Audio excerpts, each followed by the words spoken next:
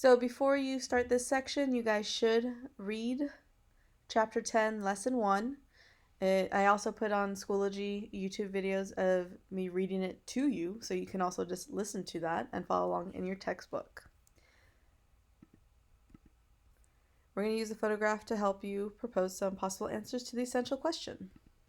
How well did President Andrew Jackson promote democracy? So how well did he support government by the people? Take a moment, look at this picture.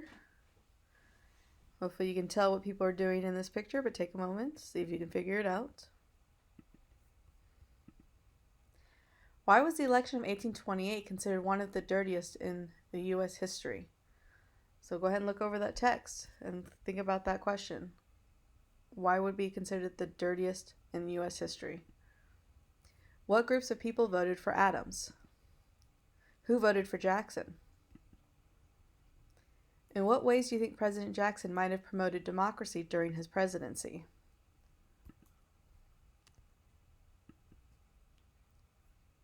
So we're going to go over this timeline. Jackson was born into poverty on the South Carolina frontier. He was born in 1767. So he was 9 years old when the Declaration of Independence was adopted in 1776. 1788, Jackson moved to Tennessee to practice law. 1812, Jackson became a national hero for his defense of New Orleans during the War of 1812. Jackson ran for president in 1824, but did not have enough electoral votes to win a majority. In 1828, Jackson ran for president a second time and won. What did the common people think about Jackson's journey to the White House? So the common people, the everyday people, mostly the people who were the poor, people who were not rich. They may have said something like, Jackson is the people's choice. The new Democratic Party will represent the ordinary people of this country like farmers, workers, and the poor. What did the upper class think about Jackson's journey to the White House? So the upper class here, represented here, these are the wealthy, the rich. They might have said, Jackson is unfit to be president. He's not well educated, and he has a hot temper. Jackson was known for getting into a lot of fights and a lot of duels. There's one famous duel where he was insulted by a man named Charles Dickinson, and so he challenged him to a duel. The man had called Jackson a coward and had insulted his wife, Rachel. So when the duel occurred, Dickinson shot Jackson in the chest. The bullet missed his heart, and Jackson covered the wound and then shot Dickinson and killed him. So that is one of Jackson's famous dueling stories.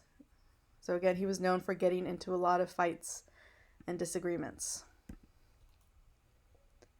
So we're going to look at some images from the presidency of Andrew Jackson.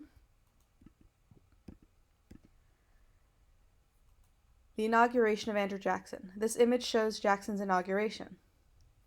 So go ahead and take a moment, and this picture is uploaded on Schoology as well, so you can take a look.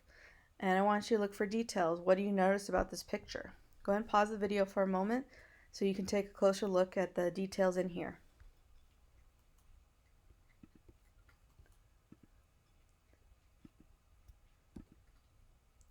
So what did the common people think about Jackson's inauguration? They might have said, finally, one of us has been elected president. We have rescued the country from being taken over by the rich.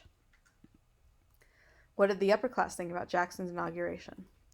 They might have said, is Jackson really the best this country has to offer?